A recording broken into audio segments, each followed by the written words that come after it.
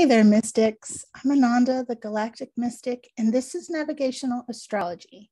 Today, we are going to be talking about something very exciting, the asteroid DNA, but specifically the asteroid DNA in synastry and love astrology, relationship astrology.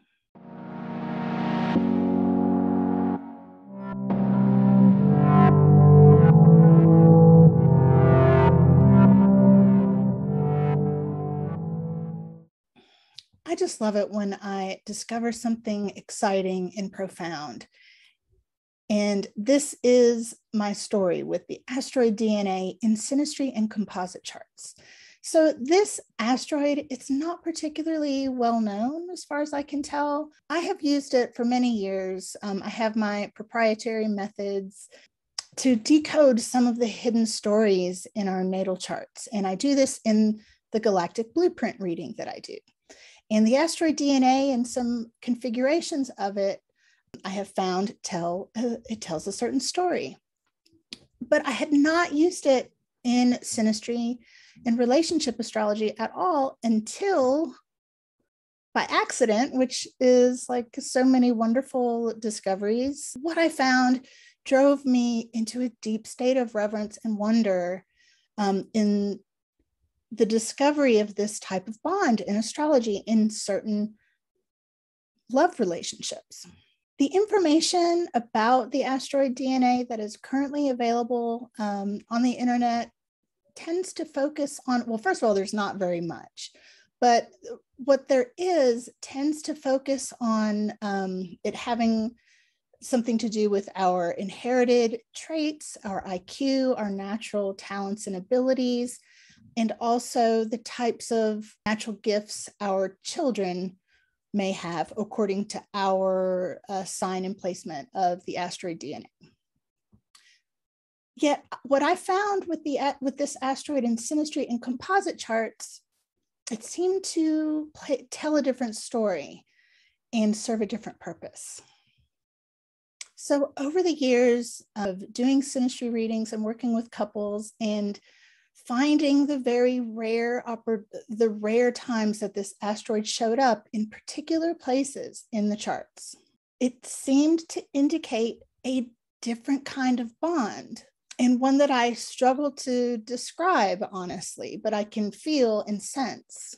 So I invite you to expand your mind about what it would mean to essentially share DNA with your partner, at least according to astrology. This has nothing to do with literally sharing literal DNA, and much more about this very unique bond that occurs in divine union. And I'm using this term divine union very loosely because the asteroid DNA in certain placements seems to indicate a connection that is different than divine union, but is not exclusive of it. Does that make sense? So like, you don't have to have the asteroid DNA in certain places to be in a divine union. You don't have to have anything astrologically to be in a divine union. Honestly, it's our heart and soul that tells us about our relationships, honestly. So this, belief that if we find something in the chart, then it means we are this. No, but there are certain indicators that show us a level of intensity, a level of a tendency toward one experience or the other.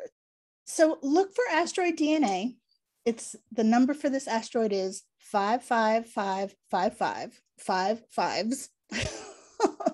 And yes, there's much more to be said about this asteroid, even down to this numerology, which hints at impactful transformation, or the impactful transformation that these relationships have on the individuals, and that there is a sacred choice involved in unlocking the gifts.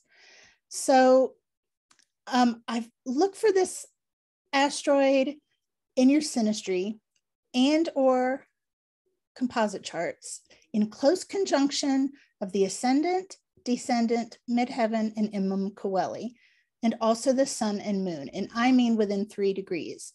The closer, the better. And note that in navigational astrology, the preferred method to create a composite chart is using the location of the first in-person meeting with the midheaven midpoint if possible. If not, then the AC, the ascendant midpoint. So let's look at some chart examples. Then there are several celebrity couples that we're going to look at. So in this first example, we're looking at Beyonce and Jay-Z. And Beyonce is on the inside and Jay-Z is on the outside. And here we can see that Jay-Z's DNA is conjunct Beyonce's ascendant by roughly 3 degrees. Now, I am not speculating on whether their relationship is a quote unquote divine union. And I actually encourage all of us to kind of drop that term in this instance, because we can see whether, regardless of what you may think of them as a couple or as people, there is something undeniable about their relationship that is incredibly impactful in ways that, you know, we don't really know, but we can imagine. So it's just an interesting one to notice. So let's look at the next one. One thing that seems to be common for these relationships that have DNA in these places is that these relationships tend to be very long-lived. I believe in all of the examples I'm using, these are couples that are still together after, at least a decade or 2 or 3 in some cases. I actually don't know how long Beyonce and Jay-Z have been together, but I think it's been a minute. Okay, here we have Paul and Linda McCartney, and they, of course, were together for a very long time. And I think they also, once they became married, or I think this is the story, that once they were married, they never spent a single night apart, even through touring and all of that. So that's pretty sweet. And you can see here, Linda is on the outside, Paul is on the inside, and we have Linda's DNA conjunct Paul's descendant within 1 degree, or within 2 degrees, essentially. I've heard many stories of how sweet their relationship was. Okay, so here we have Sting and his wife, Trudy. I love me some Sting. Now, they have been together for a very, very long time, and I would imagine that they have a really special relationship. I would definitely think that they have a divine union, but that may just be my projection because of all the Tantra, and I don't know, just it's amazing to me that they stayed together through all of his most famous years, and you know how it is to, you know, the stories we hear about rock stars and how fame affects their marriages, etc. Anyway, so we have Trudy on the inside, Sting on the outside, and here we have Sting's DNA is in a very tight conjunction with Trudy's son. Here we have Katharine Hepburn and Spencer Tracy. And so Katharine is on the inside, Spencer's on the outside. And here we can see Katharine's DNA is conjunct Spencer's Imam-Kaweli. And then here in their composite chart, we have the asteroid DNA conjunct their composite descendant and their composite moon.